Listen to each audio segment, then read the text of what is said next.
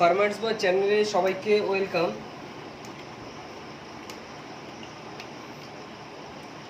দেখো তোমরা জানো যারা আমার নিয়মিত ক্লাস সোম থেকে শুক্রবার আমি জিকের পার্টটা কি করছি, জিকের পার্টটা ডিটেলসে আমি পড়াচ্ছি, ঠিক আছে, ডিটেলস পড়াচ্ছি। আর কি জানো, শনিবার এটা হচ্ছে টাইম কটা, 12 PM, এই সময় আমি তোমাদের জিকে ডিটেলস ক্লাস করাই, তাই তো। আর কি করাচ্ছি, শনিবার এই রাত 8টাতে রাজ্য দর্শন ক্লাস হয়, রাজ্য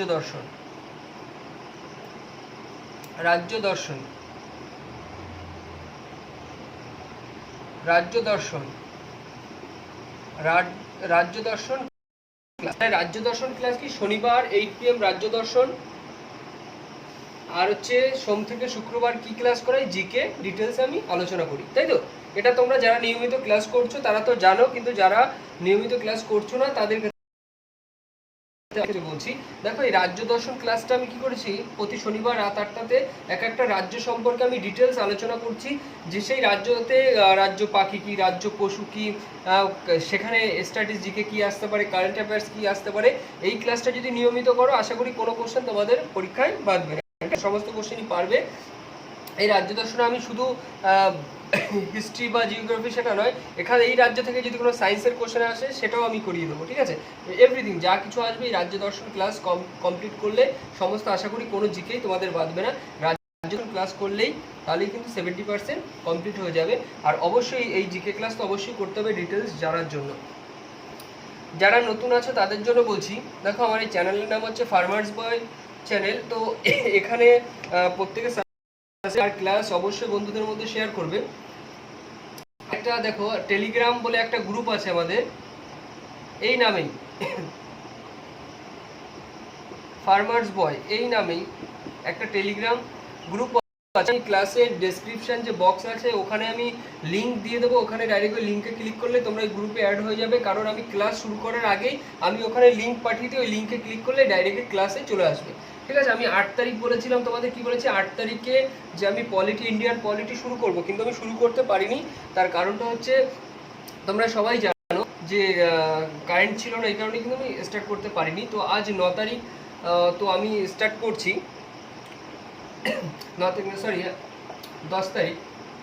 10 তারিখ স্টার্ট করছি কি ইন্ডিয়ান পলিটির ফার্স্ট ক্লাস। যারা নতুন আছো, আমি বায়োলজি অলরেডি শেষ করে দিয়েছি, সম্ভবত 19টা বা 20টা ক্লাস হবে।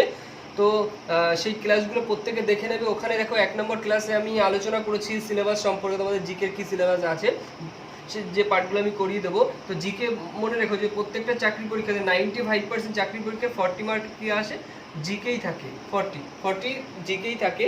তো এই জিকের পার্ট আমি যদি নিয়মিত ক্লাস করতে পারো আশা করি এখান থেকে 1 নম্বরও তোমাদের মিস হবে না। তো দেখো আজকে কি করা আছে, ইন্ডিয়ান পলিটি আমি স্টার্ট করছি। সংবিধান, ভারতীয় সংবিধান, এটা নিয়ে প্রত্যেকের একটা দেখো একটা খুব কঠিন একটা পার্ট প্রত্যেকেরই মনে হয়, আমি যখন পড়েছি আমারও মনে হয়েছে। কিন্তু দেখো আমি তোমাদের যখন বায়োলজি পড়েছি যেমন ডিটেলসে পড়িয়েছি, তো আমি ইন্ডিয়ান পলিটিও এমনই ডিটেলসে পড়াবো, আশা করি তোমরা প্রত্যেকেই বুঝতে পারবে। শুধু একটাই রিকোয়েস্ট, প্রত্যেকে কিন্তু প্রতিদিন অর্থাৎ নিয়মিত ক্লাস করবে, একটা ক্লাসও মিস করবে না। তাহলে দেখো প্রথমে কি হিস্টোরিক্যাল এভলিউশন, এর মানেটা কি, এর মানেটা জানতে হবে ঐতিহাসিক বিবর্তন। তাহলে দেখো ঐতিহাসিক বিবর্তন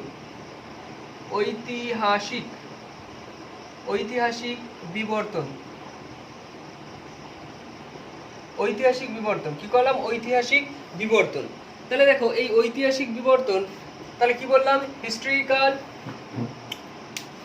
এভলিউশন মানে হচ্ছে ঐতিহাসিক বিবর্তন। আমি বলেছি সম্পূর্ণ তোমাদের বাংলাতে, ইংলিশ টার্মগুলো বাংলা বলে দেবো, সেগুলো কিন্তু প্রত্যেকে নোট করবে। দেখো নোট যতই ভাবো দেখলে মনে থাকবে, কিচ্ছু থাকবে না, সব পরে ভুলে যাবে। একবার যদি কষ্ট করে নোট করতে পারো সারা জীবন ওটা থেকে যাবে, বারবার রিভাইজ করবে, তাতেই কিন্তু মাথায় থাকবে। কিন্তু একবার ক্লাস করে যদি না নোট করো কিচ্ছু মাথায় থাকবে না।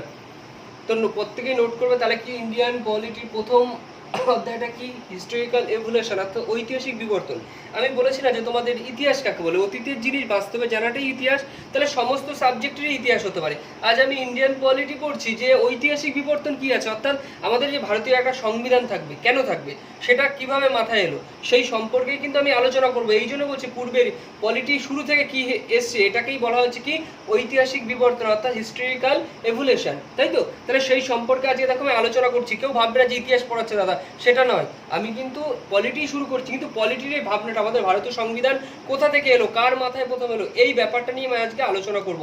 প্রত্যেকে নোট করবে, আজকে ক্লাসটা হয়তো একটু শর্ট হবে।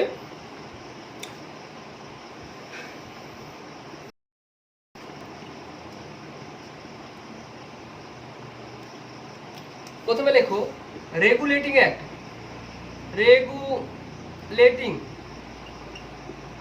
Regulating act of 1773। তাহলে কি বললাম? Regulating act of 1773। তাহলে কত? প্রথমে এখান থেকে কোশ্চেন আসবে, রেগুলেটিং অ্যাক্ট কত সাল? 1773। স্টার দিয়ে রাখো, কমন কোশ্চেন, যে রেগুলেটিং অ্যাক্ট কত সাল? 1773। কেন এটা রেগুলেটিং অ্যাক্ট এলো সেটা এবার আমরা জানবো, যে ইন্ডিয়ান পলিটির ক্ষেত্রে এটা কেন জরুরি আমাদের জানা। তাহলে লেখো ব্রিটেন দ্বারা তৈরি করা হয়।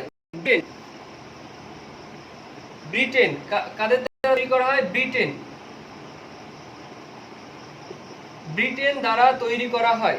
ব্রিটেন দ্বারা তৈরি করা হয়। ব্রিটেন দ্বারা তৈরি করা হয়েছিল। তাহলে ব্রিটেন দ্বারা তৈরি, ব্রিটেন দ্বারা তৈরি, ব্রিটেন দ্বারা তৈরি। তাহলে প্রথম আসবে যে রেগুলেটরি অ্যাক্ট কত সাল? 1773 সাল। কারা তৈরি করেছে?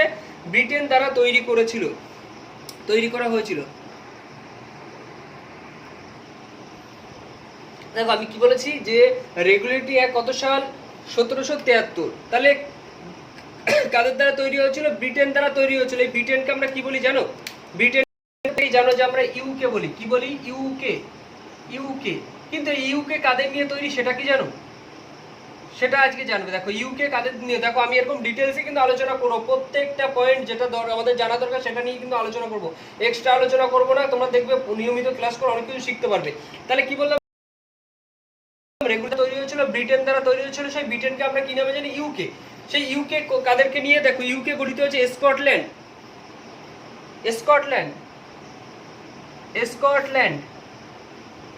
স্কটল্যান্ড প্লাস এর সঙ্গে কি ছিল? স্কটল্যান্ড প্লাস আয়ারল্যান্ড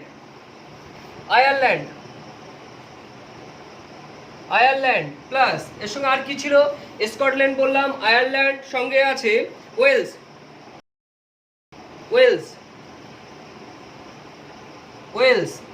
আছে। তারপরে কি আছে? ইংল্যান্ড। তারপরে আছে ইংল্যান্ড। তাহলে ভালো করে বোঝো।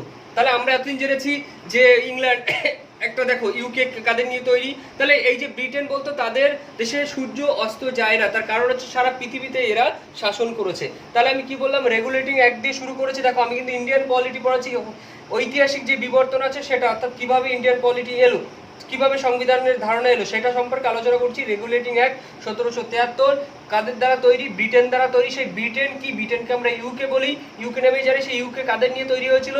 কোনো একটা দেশ নয়, স্কটল্যান্ড, আয়ারল্যান্ড প্লাস ইংল্যান্ড। এই চারটে নিয়েই কিন্তু তৈরি হয়েছিল। কি? চারটে নিয়েই কিন্তু তৈরি হয়েছে ইউকে, বা আমরা ব্রিটেন হিসেবে জানি। তারপরে লেখো, তাহলে কি বললাম? ব্রিটেন দ্বারা তৈরি হয়েছিল রেগুলেটরি অ্যাক্ট। তারপরে লেখো ইস্ট ইন্ডিয়া কোম্পানির জন্য। এই ব্রিটেন দ্বারা তৈরি হয়েছিল, কিন্তু কাদের জন্য? ইস্ট ইন্ডিয়া কোম্পানির জন্য। কাদের জন্য? ইস্ট ইন্ডিয়া কোম্পানির জন্য। East India company, east India তোমরা লেখো east India company, east India কোম্পানির জন্য। তাহলে কি বলছি? রেগুলেটরি 1973 ব্রিটেন দ্বারা তৈরি, কাদের জন্য? ইস্ট ইন্ডিয়া কোম্পানির জন্য তৈরি হয়েছিল। তারপরে পয়েন্ট লেখো, এই সময় বলছে, ওই সময় ইংল্যান্ডের পিএম ছিলেন, ওই সময়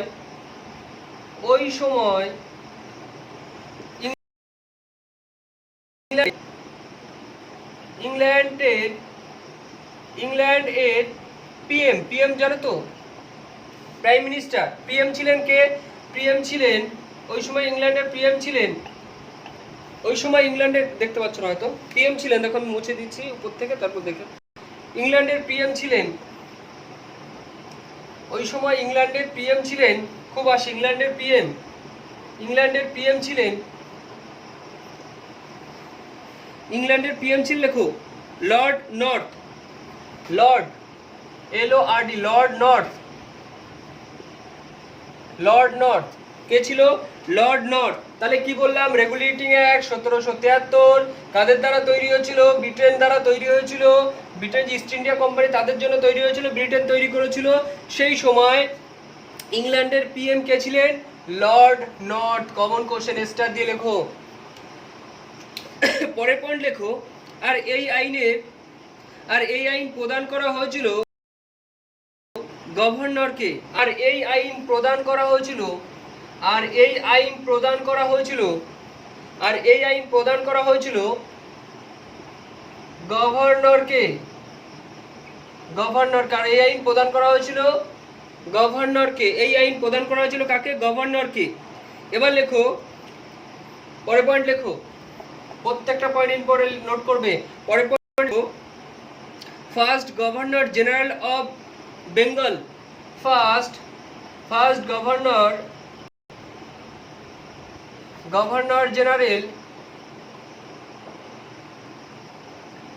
জেনারেল অফ বেঙ্গল।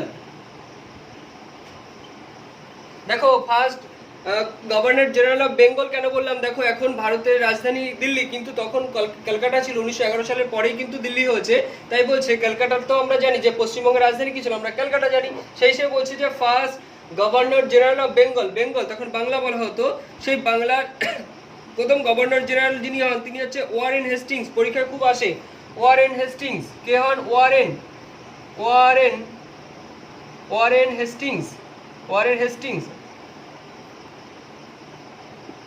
হেস্টিংস।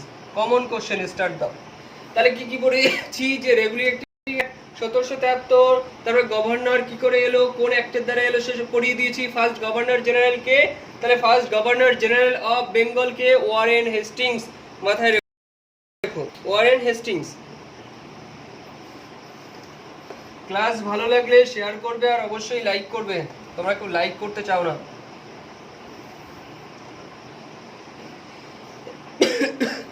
পরে কোশ্চেন লেখো, এরপর মুম্বাই ও মাদ্রাজ এর দায়িত্ব হেস্টিংসের উপর আসে। তাহলে দেখো, গভর্নর হন কে? Warren Hastings. কি? গভর্নর জেনারেল অফ বেঙ্গল, কিন্তু তার দায়িত্ব ওনার হাতে আসে তারপরে কোথাকার? মুম্বাই ও মাদ্রাসের দায়িত্ব ও আসে কার উপর? হেস্টিংসের উপর। ক্লিয়ার হলো? তাহলে কি করিয়েছি দেখো, রেগুলেটিং অ্যাক্ট কোথা থেকে এলো, কিভাবে এলো, কেন এলো, সব করিয়ে দিয়েছি। প্রত্যেকে নোট করো, দেখো নতুন অনেক কিছু জানতে পারবে তোমরা। শুধু নিয়মিত ক্লাস করো, আমার সঙ্গে থাকো, তাহলে দেখবে অনেক কিছু শিখতে পারছো। ডিটেলসেই আলোচনা করব, কখনো মুখস্থ বিদ্যা দরকার নেই, শুধু নিয়মিত ক্লাস করো। আমি যখন এক্সাম নেবো, এক্সামগুলো অ্যাটেন্ড করবে, দেখবে ভালো একটা জায়গা তোমাদের হবে, কখনো জিকে নিয়ে তোমাদের ভয় আসবে না।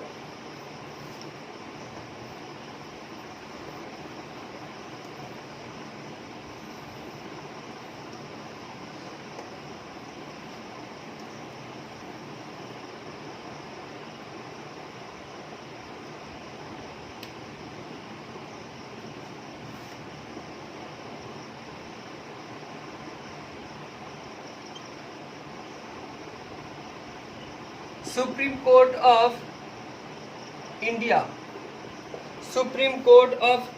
ইন্ডিয়া নয়, আমরা বলবো সুপ্রিম কোর্ট অফ ক্যালকাটা।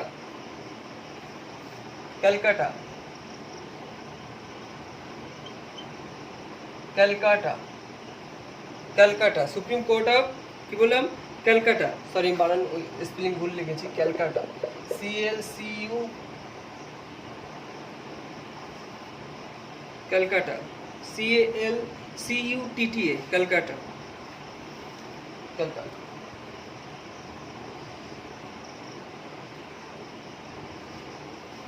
তাহলে সুপ্রিম কোর্ট অফ ক্যালকাটা, আমরা বলি সুপ্রিম কোর্ট অফ ইন্ডিয়া, আমরা বলি সুপ্রিম কোর্ট। কি দেখো, প্রথমে এই নাম ছিল না, কি থেকে এই নাম এলো সেটা নিয়ে আজকে আমি আলোচনা করব। দেখো প্রতিদিন ক্লাস আমি 30 মিনিটই করব, ঠিক আছে? 30 মিনিটই করাবো, তোমার বেশি করাবো না। 2-1টা দিন হয়তো একটু বেশি টাইম হতে পারে। তো তোমাদের যদি বেশি টাইমে অসুবিধা না থাকে সেটাও কমেন্ট করে জানাবে, কেমন? তাহলে কি বললাম, সুপ্রিম কোর্ট অফ ক্যালকাটা। দেখো প্রথমত জানতে হবে, প্রথম যে কোশ্চেনটা আছে এখানে বিচারপতি কজন থাকে? প্রধান বিচারপতি 3+1। তাহলে বিচারপতি কজন থাকে? প্রধান বিচারপতি 3+1, 4 জন। তারপরে পয়েন্ট লেখো, 1774 সালে প্রতিষ্ঠা করা হয়। কত সালে প্রতিষ্ঠা করা হয়? 1774 সালে। 1774 সালে প্রতিষ্ঠিত হয়। কত সালে? সুপ্রিম কোর্ট অফ ক্যালকাটা 1774 সালে প্রতিষ্ঠিত হয়। রেগুলেটিং অ্যাক্ট দ্বারা গঠিত হয়েছিল। কোন অ্যাক্ট? আমরা জানি রেগুলেটিং অ্যাক্ট কত? 1773, তাই তো? রেগুলেটিং অ্যাক্ট দ্বারা regulating act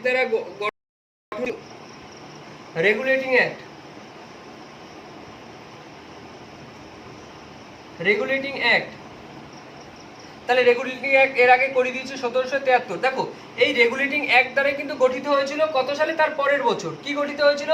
supreme court of Calcutta. কত সালে? 1774। ভালো যে রেগুলেটিং অ্যাক্ট কত সাল? 1773 সাল। কে গঠন করেছিল? কাকে গভর্নর নিয়োগ করা হয়েছিল? কেন হয়েছিল? এটা আমি আগে পয়েন্টটা করিয়েছি। তাহলে এই রেগুলেটিং অ্যাক্ট দ্বারাই সুপ্রিম কোর্ট অফ ক্যালকাটা গঠিত হয়েছিল, কিন্তু তার পরের বছর গঠিত হয়েছিল। কত সাল? 1774 সাল। বিচারপতি কজন? প্রধান বিচারপতি 4 জন, 3+1 বর্তমানে, ঠিক আছে? তারপরে পয়েন্ট লেখো, এই সুপ্রিম কোর্ট অফ ক্যালকাটা 1937 সালে হয়। এই সুপ্রিম কোর্ট অফ ক্যালকাটা আমি শর্ট ফর্ম লিখছি, ঠিক আছে? SCC লিখে দিচ্ছি, তাহলে বুঝতে পারবে। Supreme court of Calcutta, supreme court of C লিখে দিচ্ছে, তাহলে বুঝতে পারবে। সুপ্রিম কোর্ট অফ ক্যালকাটা কি? সুপ্রিম কোর্ট অফ ক্যালকাটা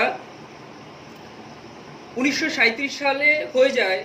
1937 কত সাল? 1937 সালে হয়। 1937 সালে হয়। কি নাম হয়? 1937 সালে হয় ফেডারেল কোর্ট অফ ইন্ডিয়া। 1937 সালে ফেডারেল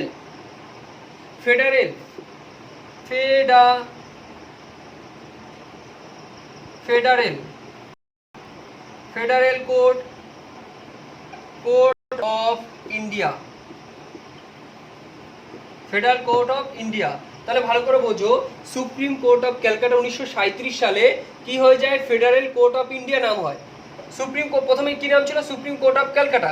1973 সালে রেগুলেটিং অ্যাক্ট দ্বারা এটা হয়েছে, কিন্তু কি হয়েছে? 1937 সালে সেটার নাম চেঞ্জ হয়ে কি হয়েছে? Federal court of India. কিন্তু 1937 সালে নামটা চেঞ্জ হলো, কিন্তু কোন অ্যাক্ট দ্বারা হলো? তাহলে লিখবে 1935 সালের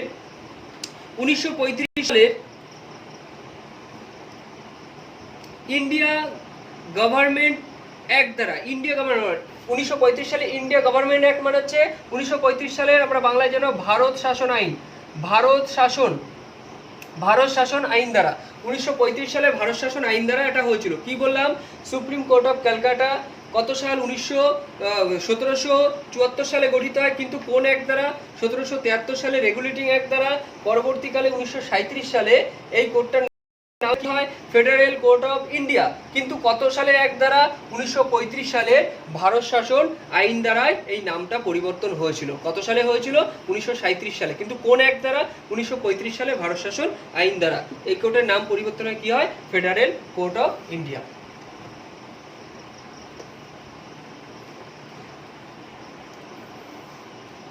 তারপর পয়েন্ট লেখো, আর এই ফেডারেল কোর্ট পরবর্তীকালে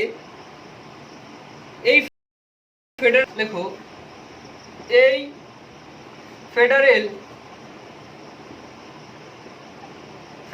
কোর্ট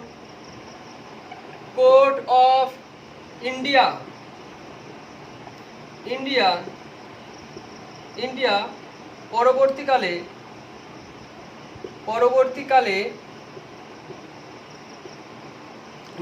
পরবর্তীকালে নাম হয়। পরবর্তীকালে 1950 সালটা লিখে নাও। 1950 সালে নাম হয় supreme court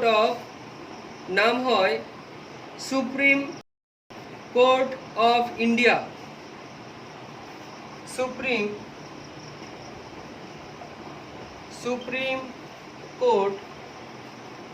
court of India, supreme court of India. তাহলে বুঝতে পেরেছো আমি কি বললাম, যে কি করে এলো। দেখো সুপ্রিম কোর্ট আমরা শুধু জানি যে সুপ্রিম কোর্ট, কিন্তু সুপ্রিম কোর্ট থেকে কত ধরনের কোশ্চেন আসতে পারে আশা করি এবার কিছু হলেও নতুন কিছু হলেও শিখতে পেরেছো। যে সুপ্রিম কোর্ট সম্পর্কে কি করিয়েছি, যে সুপ্রিম কোর্ট অফ ক্যালকাটা ছিল প্রথমে নাম, সেই নামটা কত সালে হয়েছিল, সেই গঠন হয়েছিল কত সাল, 1773 সালে রেগুলেটিং অ্যাক্ট দ্বারা। তারপরে কি বলেছি, এই কোর্টটা 1935 সালের ভারত শাসন আইন দ্বারা কি হয়েছিল, এর নামটা চেঞ্জ হয়েছিল। কি নাম হয়েছিল, ফেডারেল কোর্ট অফ ইন্ডিয়া। কিন্তু কত সালে এই নামটা হয়েছিল, 1937 সালে। তারপরে কি বলেছি, এই ফেডারেল কোর্ট অফ ইন্ডিয়া 1950 সালে আবার নাম চেঞ্জ হয়, কি নাম হয়, সুপ্রিম কোর্ট অফ ইন্ডিয়া, যেটা আমরা এখন জানি কি সুপ্রিম কোর্ট, আমরা বলি না সুপ্রিম কোর্ট। তাহলে সুপ্রিম কোর্ট কিভাবে নামকরণ হলো সেটা কিন্তু আশা করি প্রত্যেকে বুঝতে পেরেছো।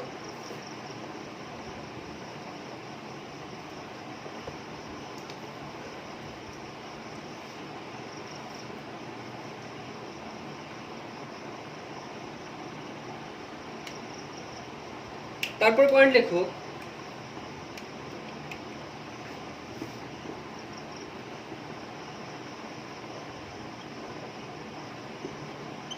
amending act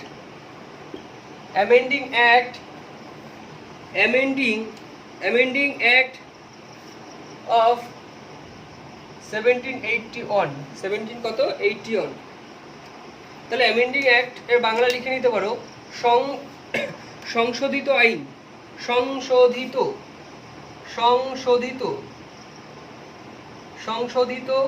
আইন। যে সংশোধন হলো সেই সংশোধিত আইন, সেটা আবার আমরা জানবো, এই নিয়ে আমি আলোচনা করব। কি বললাম, অ্যামেন্ডিং অ্যাক্ট কত, 1781।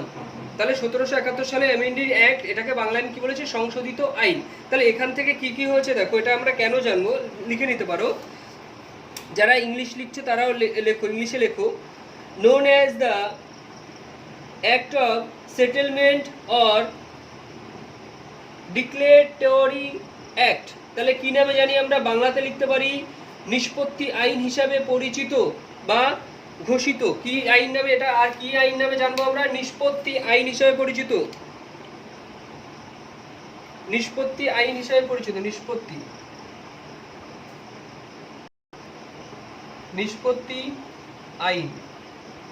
আইন হিসাবে পরিচিত। আর কি না হিসাবে পরিচিত, নিষ্পত্তি আইন হিসাবে পরিচিত। যারা ইংলিশে লিখছে তারা লেখো known as the act of settlement or declaratory act হিসাবে এটা পরিচিত। তারপরে পয়েন্ট লেখো,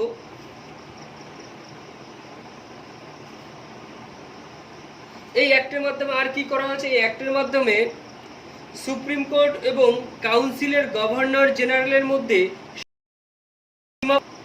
করা হয়েছে। কি করা হয়েছে, সুপ্রিম কোর্ট ও কাউন্সিলের,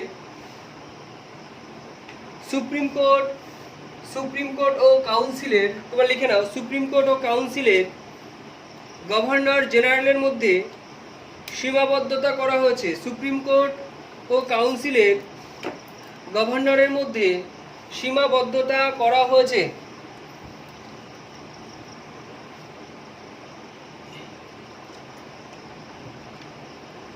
কি বললাম, সুপ্রিম কোর্ট এবং কাউন্সিলের গভর্নর জেনারেল করা হয়েছে। দেখো তাহলে আমি দেখো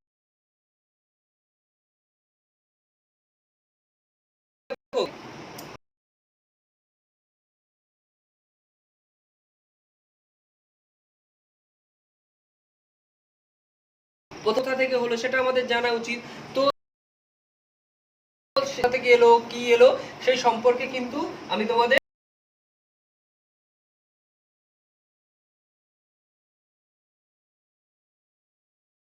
কি নাম ছিল, কাদের দ্বারা তৈরি হয়েছিল, বলেছি ব্রিটেন দ্বারা রেগুলেটিং অ্যাক্ট 17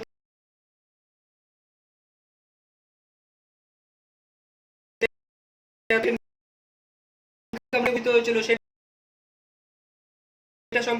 যে গভর্নর জেনারেল নিয়োগ করা হলো, কেন নিয়োগ করা হলো, প্রথম গভর্নর যে ছিল ওয়ারেন হেস্টিং ছিল, তারপরে তার হাতে কোন কোন দায়িত্ব আসে, তার হাতে মুম্বাই এবং কি মাদ্রাসের দায়িত্ব আসে, তারপরে কি করেছে সুপ্রিম কোর্ট অফ ক্যালকাটা বিচার প্রধান বিচারপতি, সরি 3+1 4 জন, তারপরে এসে তোমাদের, তারপরে আমি কি করলাম দেখো সুপ্রিম কোর্ট অফ ক্যালকাটা, আমরা জানি এখন সুপ্রিম কোর্ট বলি, কিন্তু সুপ্রিম কোর্ট অফ ক্যালকাটা ছিল প্রথমে, তাহলে সেখানে বিচারপতি ছিল 3+1 প্রধান বিচারপতি। তারপরে আছে কি 1774 সালে প্রতিষ্ঠা করা হয়েছিল 1773 সালে রেগুলেটিং অ্যাক্ট দ্বারা। তারপর দেখে নাম পরিবর্তন হয়, সে নাম কি হয় ফেডারেল কোর্ট অফ, তারপরে 1950 সালে সেটা আবার পরিবর্তন হয়, কি নাম হয়েছে, নাম হয়েছে ইন্ডিয়া, যেটা আমরা এখন জানি সুপ্রিম কোর্ট বলে, তাই তো। এটা কিভাবে এলো সেটা কিন্তু তোমরা অন্যকে বোঝাতেও পারবে, এগুলো নোট করে নেবে, এগুলো বারবার পড়বে।